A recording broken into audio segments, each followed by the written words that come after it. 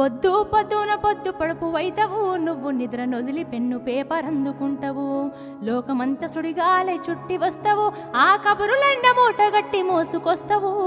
అన్నా విలేకరన్నా నీ బాధ్యత గొప్పదిరన్నా